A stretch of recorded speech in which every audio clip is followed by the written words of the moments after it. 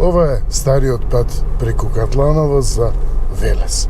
Значи, ако некогаш помислите да возите по спореден пат од Скопје до Велес, а да не плаќате патарина, со идеја дека нема да платите патарина, треба да возите по овој пат. И сега, додека на овој дел патот се уште изгледа пристојно, значи потребно внимание, затоа што е релативно тесен со свијаци, не е за човек да се опушти.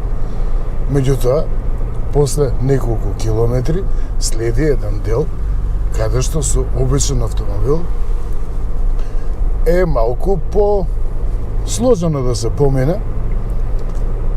Ако ништо друго, ако и не се оштети, автомобилите што ќе поминат таму трпат напрегања, оптоварување кои што оставаат траги. Значи, човек со намера секој ден да вози по тој пат, нема долго да си го сочува автомобилот. Па веројатно и нервите за тоа што ќе мора постојано да биде под стрес на овој пат.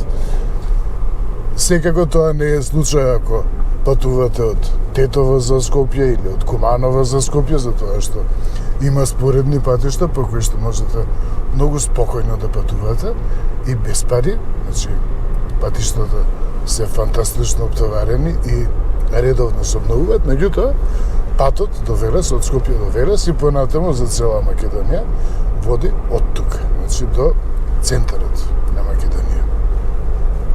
И да, тука не е воопшто проблем, тука се вози со лека кола, што вели народ, меѓутоа следи уште малце тој дел каде што човек ќе се запраша.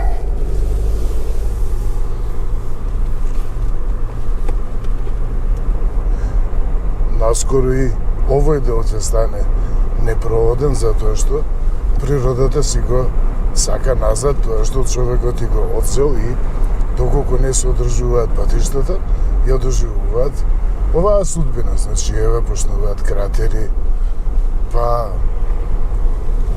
слалом возење од еден до друг кратер, ете го и автопатот патам.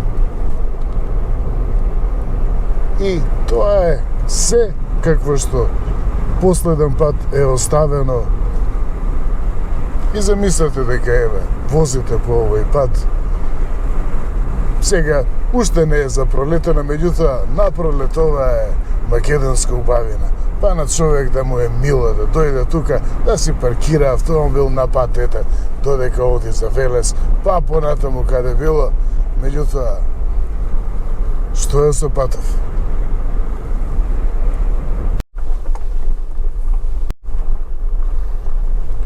И тука веќе престанува да биде пат. Тоа некогаш имало и асфалт, било и возливо, меѓутоа е некогаш. Ето тоа, сето си го зела природата назад. Значи, ова се потрошени пари. Сега ова е правено веројатно во време на некоја поранешна држава. Меѓутоа, пак се потрошени пари од народот, даноци, од придонеси, надоместоци и слично. Ама ете, нашиот народ не е толку паметен за да си го сочува тоа. Па сега за ова да се врати во форма ќе треба да се плати 6 пати повеќе од колку да се одржувало од време на време. А Land Cruiser на овие 100 метри што се доволни за човек да се откаже од намерата со друг автомобил да вози, Land Cruiser се покажува стоички. Ете колку убав збор. Стоички. Значи, ова теренско икона.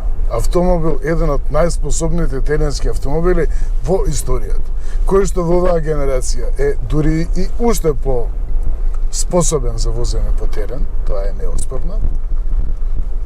Па овде вози најрелаксирачки од кој било друг теренски автомобил со кој што имам возено по овој некогаш пат, а денес терен.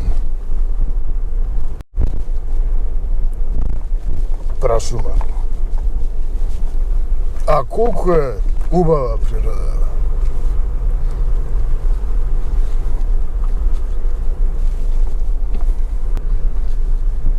зборев за тоа што значи конструкција со носечка рамка и каросерија врз неа.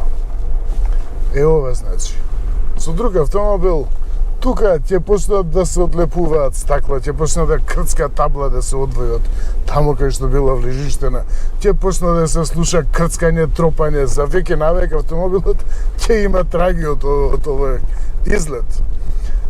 А Land Cruiser, кај други каросерии вратата е носечки дел, значи од возилото, тука можам спокојно да отворам врата. Еве го. И истот, каросеријата дали ќе почне да крцка далеку од тоа.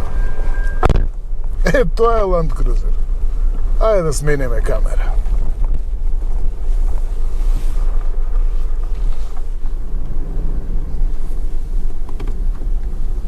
Тоа е вистинскиот кадар. Тоа вистински ја прикажува состојбата на овој пат. И повеќе ми е страв за тоа дека ќе се откачат камерите отколку дека нешто ќе му стане на овој Land Cruiser. И додека се тече таа снимка, додека сведочиме за катастрофалните состојби, односно поубаво е да се каже жалните состојби на овој пат и на тоа што сме оневозможени да возиме без патарина, значи некој сака без патарина да вози. Додека сето тоа си оди во заднина, Land Cruiser. Дали е подобар теренец од претходно? Land Cruiser од секогаш бил во класата, во категоријата на најспособни теренски автомобили. Тоа е несомнено. Претходно не ја спомнав и Лада Нива. Нејзиното височество Лада Нива, значи сепак е петорка. Во оваа генерација е скусен предниот каросеријски превиз, значи со тоа се зголемува оној агол на пристап, значи теренската геометрија, односно доколку има некоја пречка една страна или како и да е, може многу полесно да пристапи. Носот едноставно е по-кус, помалку е издаден. Тоа значи каросеријскиот превиз. И тоа што следно е сменето е воведувањето на систем, односно на можност за стабилизаторот да се откачи. Стабилизаторот во основа служи за да се подобрат возните својства. Значи за стабилноста во свиоци, за управливоста во свиоци, при подинамично возење да се постигне. Значи, тоа е суштината на стабилизаторот. Инаку би се возеле како во лимузина како во некој кадилак од 50 години. Ето, потом тоа е состојбата. И со тоа што може да се откачи стабилизаторот, условно кажано да се откачи од лежиштата, се овозможува поголема слобода за тркалата да се изместат едно во однос на друго. Значи, кај крута оска ќе се спуши, ќе потоне едното тркало, другото ќе остане да виси и слично. Тука не е, значи, таков пример, затоа што напред се работи, за предниот стабилизатор може да се откачи. И со тоа се овозможува поголема значи слобода, поголема можност, поголема слобода за да се и со тоа се постигнува, значи се обезбедува контакт на сите 4 тркала со подлогата. Ете го, веројатно еден од најстрашните делови, значи тука имало некогаш обиди да се прикрпи, закрпи и слично. Таа е реалноста. И тоа влијае, меѓу другото, влијае за подобрувањето на теренските својства. Секако има и теренска редукција. Toyota Land Cruiser има постојан погон на сите тркала. Значи може да се вклучи и теренска редукција, може да се вклучи и блокада на средишен диференцијал 50-50, блокада на заден диференцијал. Се тоа што човек го очекува во еден теренски автомобил, почнувајќи уште од носечката рамка како предуслов за се, го поседува Land Cruiser. Задната оска е крута оска со 4 водилки. Значи, не е ни тоа класична крута оска, меѓутоа, во случај кога ќе се доколку се пристапи до толку тежок терен, каде што едното тркало, поред крута оска, ќе остане да виси во воздух, се вклучува таа блокада на задниот диференцијал и се овозможува, значи, влешната сила да се пренесува значи, на тркалото кој што има контакт, затоа што воспротивно би се случило целата влечна сила да се пренесува на тркалото што ќе остане да виси во воздух.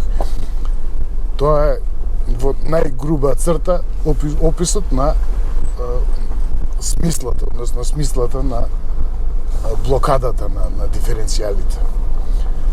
И неверојатно е колку комотно вози. Да, бавно е. Кој е малку послободен во умот, веројатно може и да се дозволи мало рели возење тука. Land Cruiser нема да се налути. Ете го патот. Остатоци од патот. Веќе нема ниту отпад од ловци кои што поминуваат го користат патот.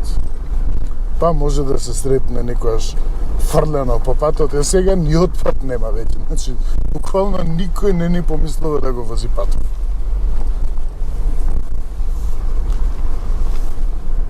А со Toyota Land Cruiser, па, не е проблем.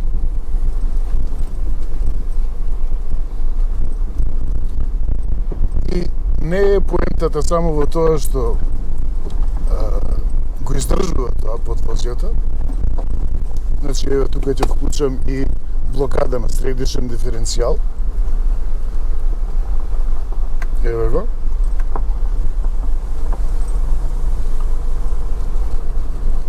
Добро, да. Еве, сега е вклучена.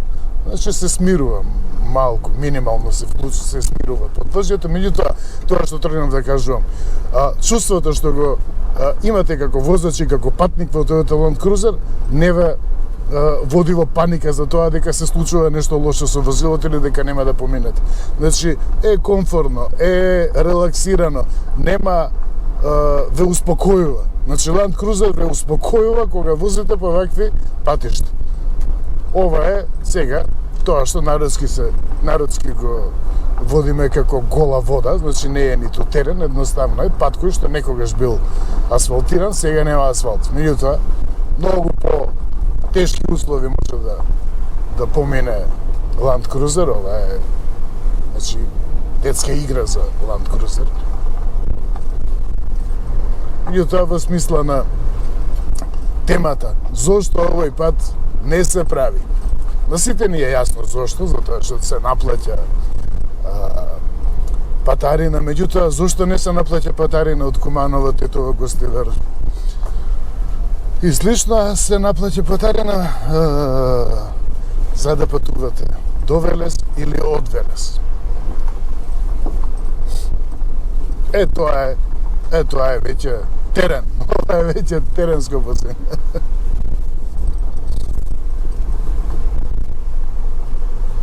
И тоа се некаде околу 3,5 километри, јас верувам дека се прикажува вистинската состојба од тој агол на патов. Значи, замислете овде да возите со некоја обична лимузина. Тука е, значи, најстрашното. Обично тука има наноси од земјиште, од песок и тука е проблемот, значи да се помине. Може да се појават овде од вода, од вододерини, кои што се тешки да се совладаат. И тоа се погодило да нема таква нерамнина, таков преод, расет во моментов и уште малку останува.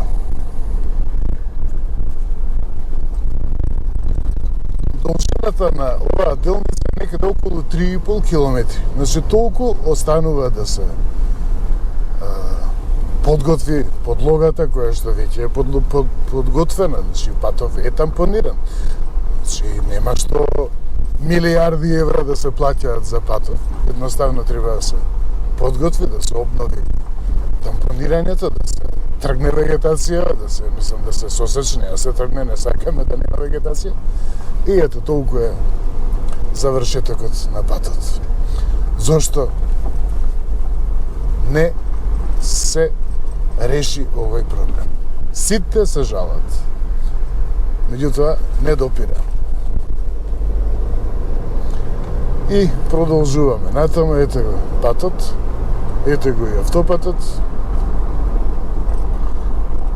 Од Скопје до Велес, доколку возите по автопат и се враќате за Скопје, патарината чини 240 денари. Доколку патувате, еве да речеме, секој викенд за Велес, ете, и се вози некаде, тука има што да се посети. Тоа значи дека ќе треба да потрошите најмалку 1000 денари за патарина. Со хибридна Toyota за гориво помалку се троши.